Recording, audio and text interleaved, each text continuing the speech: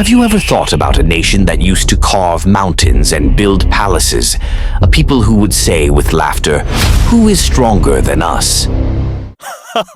He who is powerful than us. But when the command from the sky came, their palaces were buried beneath the earth. After Prophet Nuh, peace be upon him, another nation arose. They lived in the region of Al-Ahqaf, between present-day Yemen and Oman. Their city was called Iram al-Imad, the city of lofty pillars, a city that seemed to speak to the sky itself. Their bodies were as strong as mountains, their height reached the clouds, and their arrogance pierced the heavens. They used to say, "We are the heirs of the earth, and we will live forever." Across the sands of Ahqaf, their urban lands spread far and wide. The ground echoed beneath the hooves of their horses. At night, the light of their lamps shone from afar. It was as if their city were a crown upon the earth. In their gatherings and assemblies, they would often repeat one thing: "People like us will never be born again."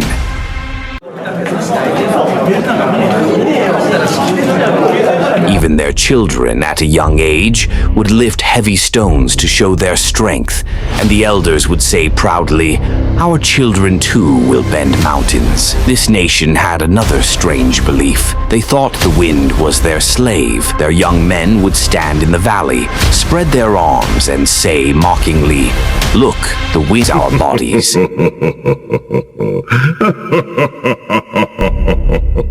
The elders would boast in their councils, "Our forefathers used to control the direction of the wind. Who can stop us?"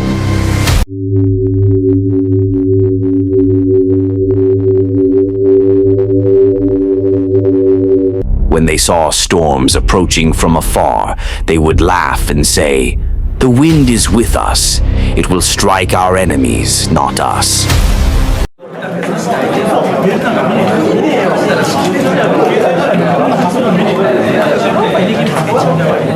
They did not know that the wind they trusted had become their greatest enemy. The people of Ad were not only tall, their physical build was many times larger than that of ordinary humans.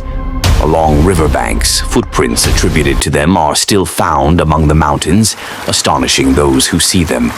The doors of their houses were so tall that a horse and rider could enter together.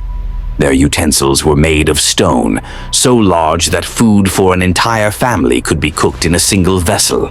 Time passed, their pride increased. As years went by, their arrogance grew stronger. Then Allah sent his prophet, Hud, peace be upon him. He said, "O my people, worship Allah alone. You have no deity besides him." They replied, "Do you want us to abandon the religion of our forefathers? We are powerful. No one can touch us."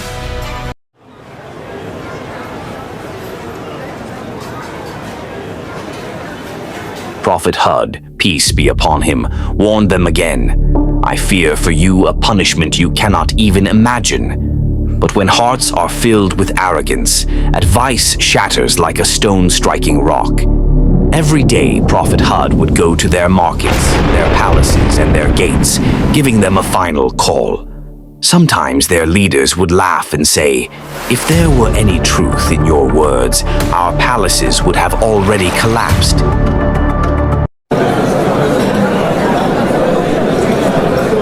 Sometimes children would mock his voice, and some people would change their path when they saw him, fearing that fear of Allah might enter their eyes. One day, Hud, peace be upon him, entered their assembly where their chief sat on golden thrones. He said, "Look at the system of Allah's creation. Your strength is nothing." But the chiefs laughed and said,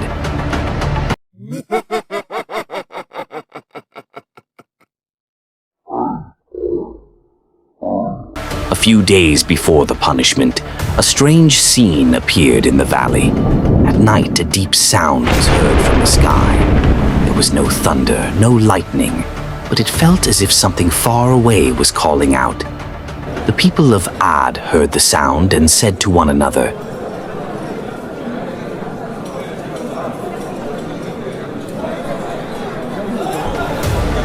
Prophet Hud said, "This is not a call of mercy, it is a warning." The next night, the earth shook slightly, so lightly that only the animals became restless. The people laughed and said,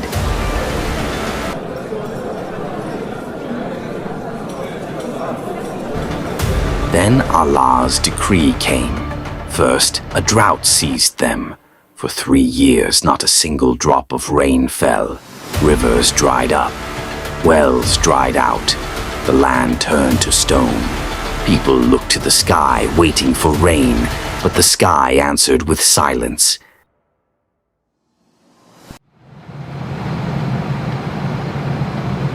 In the first year, they said,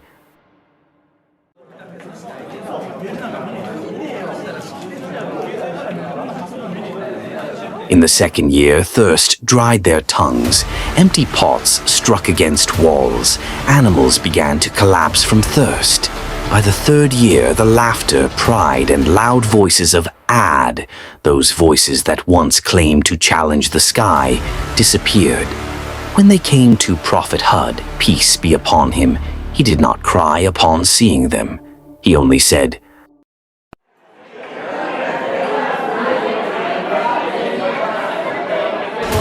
One day 3 clouds appeared, one red, one white, and one black. A voice from the sky called out, "O people of Ad, choose one of these clouds." Their leaders laughed and said,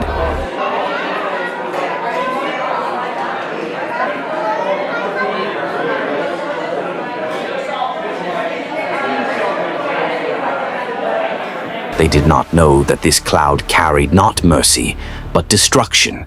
The sky turned dark, the wind grew cold, people began to dance and shout, "Look, the rain has come, the rain."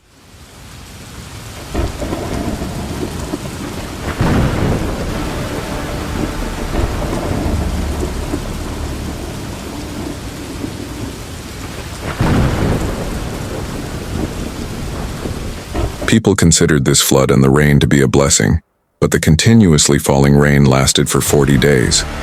This rain overturned the entire people of Prophet Noah, peace be upon him. From destruction, the whole city and the entire region were ruined and devastated. The people kept thinking that mercy was being showered upon them, but it actually engulfed the entire city. The Prophet advised his people to turn to Allah, otherwise they would be destroyed. But they did not listen. After 40 days of continuous rain, the ark came to rest in a dry desert, and there the people began to live again.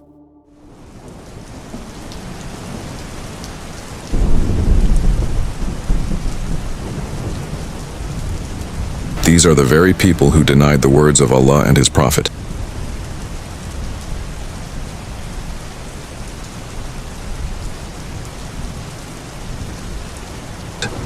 These are the people who faced fierce winds and mighty storms. Despite being very powerful, they challenged the power of Allah and showed ingratitude for His blessings.